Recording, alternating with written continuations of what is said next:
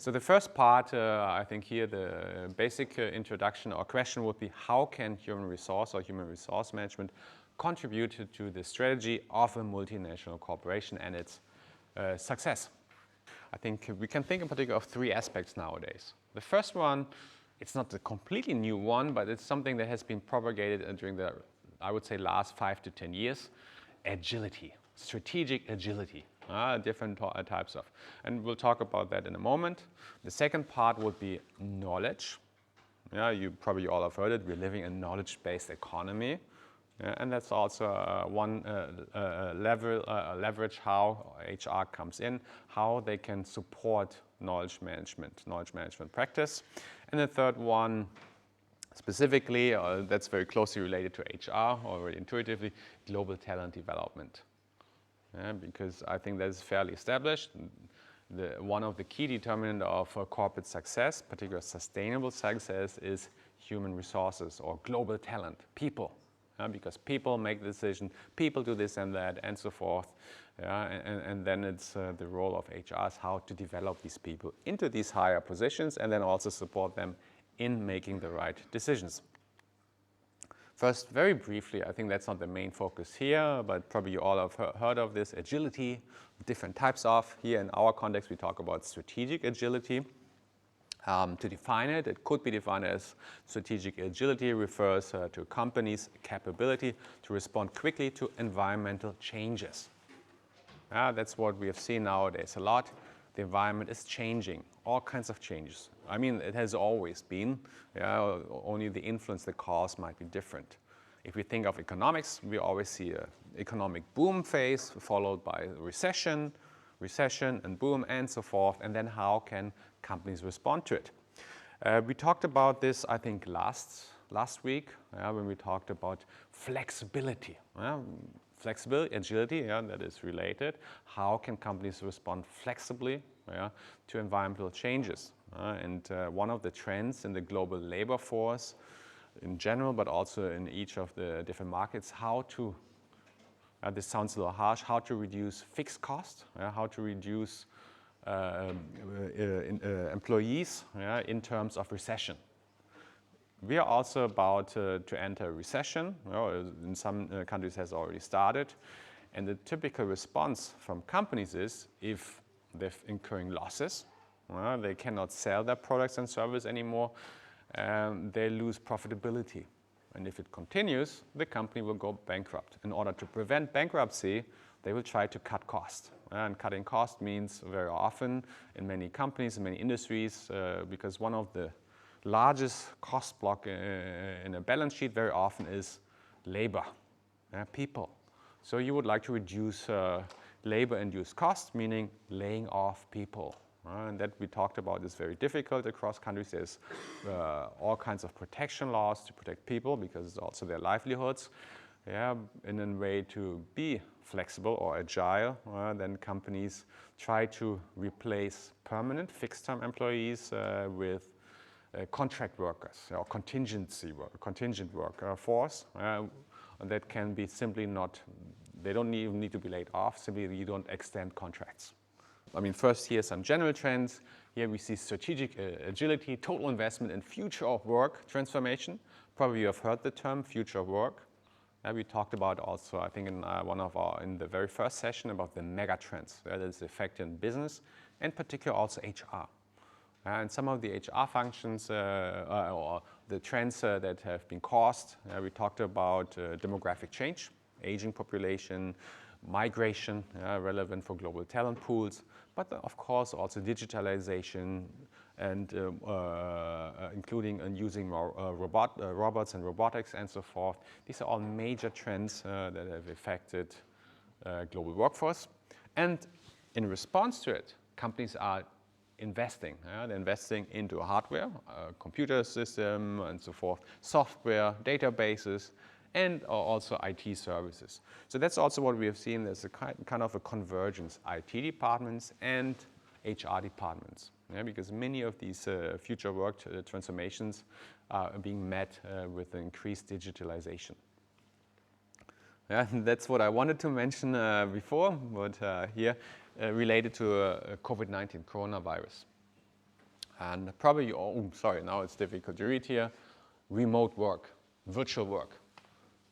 So before 2020, there was very few people that use remote work regularly. So meaning that you don't go to the office, you stay at home, you go to a different office, and then you can connect to your colleagues, to your jobs remotely. So before the corona pandemic, it was around 15%, or 15, 16%, very low percentage. Most people worked in the office, going to the office. That was a typical way of doing things. But nowadays, I think you've seen how it changed. Here, currently working, and then with different time frames, September, December, March, June, and so forth. But you can see 70%. In many countries, it was mandated. In Germany, it was mandated. People were not allowed to go to the office anymore unless they had to, for special jobs and occupations where you can't implement remote work, or it's important, for policemen, for hospitals and so forth. You can't do it remotely. You have to go and work there. But most other jobs, when people were sent home to work remotely. That happened in many countries around the world. Not in all countries, but in many. In some it was mandatory, and in some cases it was recommended. So in some countries, such as Japan, very often they didn't have a law or a mandate, they simply had recommendations. But many companies, many individuals followed. So it's a huge change. And if you think about it, that's also then the role of HR, how to arrange all that. And also legal department. Legal department also very often aligned with HR or part of HR. Because there's all kinds of regulatory and other ways how to deal with that. You can't just say, hey, you go home, work from home, because you need to offer then as a company in many countries, you need to offer all the equipment, the IT equipment, and then also the software. And if you implement that, you need to train. You need to train people how to do so. And that led to all kinds of freelancers, coaches, trainers that offered then how to work, how to use MS Teams, very practical, or some other programs, because people were not used to such programs. And that was all needed to be implemented, and then also people need to be trained how to do so. And then as we see now over time, people are going back to office. In many countries, such as in Germany, we do not have a home office mandate anymore. It has been lifted quite some time ago. But still now, companies, and particularly also many individuals, many people experience remote work, and they liked it. And some people, they say, oh no, I don't want to go back to work. If the company forces me to go back to work, I will quit my job. And there are some other protagonists. Maybe you've heard about Tesla, Elon Musk. He made a very also prominent message released a message on Twitter, which he now owns, as we know. He said, everyone has to go back to office. If you don't come back, you're fired. And we know Elon Musk, he sticks to his words. He can be very harsh. And after he bought Twitter, the first thing he did, he fired many people. And so he can be a harsh guy and using that. So we have seen a change, very substantial, induced by a global health crisis. There has pervasive effects on HR. And the point is then how companies respond. And now also first of all, how they respond to introducing remote office, all kinds of things, and also how now switching back, because now it's not necessary anymore, but it's demanded by individuals, and to what extent they make compromises. There are some companies, I think also we talked about Sartorius, a German company here based in Göttingen. I think they have also all kinds of options, because that's very often here in Germany, but also in other countries, that companies offer options. You may take 1, 2, 3 days home office per week, and then it will be agreed upon with the supervisor, with the leaders and so forth, when, how, and then also how to arrange when to go to office, when not. And that is also then negotiated in companies differently. Some other companies in the region, like Symrise, they said, no, home office, that's not what we want to support. We need people to back to the office so they interact. And that also then has consequences in terms of retention of talent. Another important trend, in a way also how HR is in demand, is knowledge management. Because nowadays Yes, companies can still succeed in offering superior production processes and so forth, but at the end of the day, it's very often about innovation and knowledge. And how to generate knowledge, how to find new ideas, new innovations and so forth. And then the key is knowledge management. And the key then for multinational enterprises, companies that operate globally, such as Volkswagen, Sony, Samsung, Apple, and so forth, and they try to tap into knowledge bases wherever they are. Well, that's the idea, because a multinational enterprise can then leverage its knowledge. And so we can think of various examples. If we think now of the battery industry, there's a lot of knowledge accumulated in Asia, in Korea, in China. You try to tap into there, or maybe also in the US, and then combine, or maybe transfer knowledge from one location to the other. Typically, the traditional understanding was we have the headquarters, multinational enterprise. If we think of the example of Volkswagen, that would be Wolfsburg here in Germany. And they have been able to introduce the platform production processes. So they have one platform where they produce a car, they can change easily and then produce a different car. Doing so, they can reduce cost and still offer a variety of different cars that they share some similarities and some difference at the same time. And then they set up the initial factory here in Wolfsburg in Germany, and then they transplant it. They transfer it then to the subsidiaries in different countries. In order to do so, they transfer also the key capabilities, how to produce, and bring them maybe to other countries in Eastern Europe, in Asia, and so forth. And very often also that knowledge, they transfer all the machinery, and along with the machinery, also the engineers, technicians who can operate and run them. And then they set up maybe a similar factory in a different country, or also BASF, Verbund system. That's also what they do. They have the original one here in Germany, in Ludwigshafen, and then they transplant it elsewhere, and transfer the knowledge. That's the traditional idea. We develop some core competence in production, in service, and so forth, and transfer it elsewhere. And elsewhere, the competition is not at that level. And so you can leverage your own strengths, your knowledge, your processes, and so forth, and exploit it in different markets and then benefit. That's the traditional idea of leveraging knowledge from your core center, from your headquarters, and transfer it elsewhere, and then conquer the market and storm, so to speak. Nowadays, what we've seen for the past 10, 20 years is the reverse. So foreign companies, they go abroad, they transfer the knowledge, but at the same time, when doing business abroad, they realize, oh, there are things in the foreign market that is really smart, or that can be more cost effective, and that can be very useful.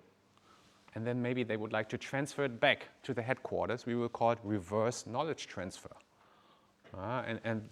Then they can maybe bring this knowledge back, and maybe then even the original ideas can be further improved and become more cost effective, more products, more innovative service, and so forth.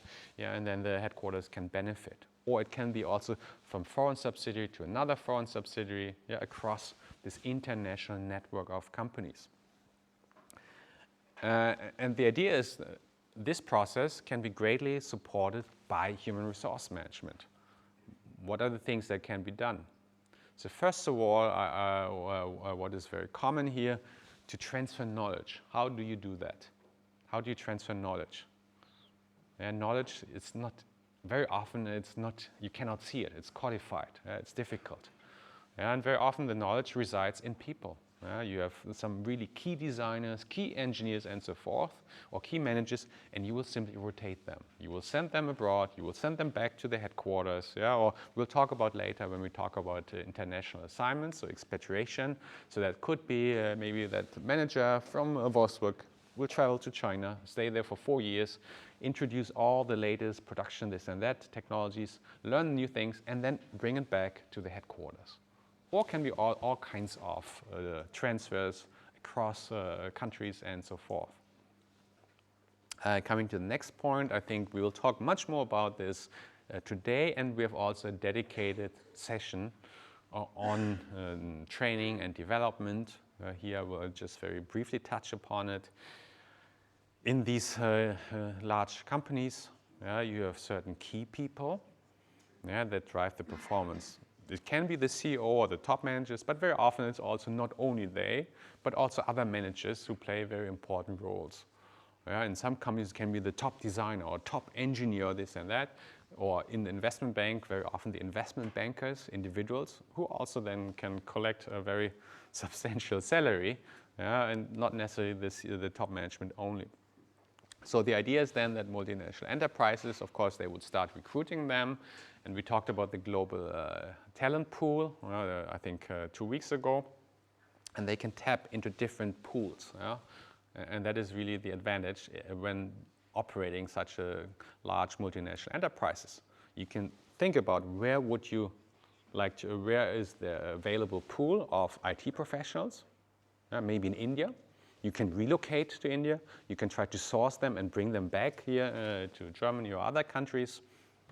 And then you would try to retain and develop them. And the idea is in these large multinational enterprises that you will try to really recruit the best and develop the best and then promote them into these upper ranks, and then they can run your company. And that would then in the long run lead to sustainable competitive advantage of an organization. And that has been found in many such studies.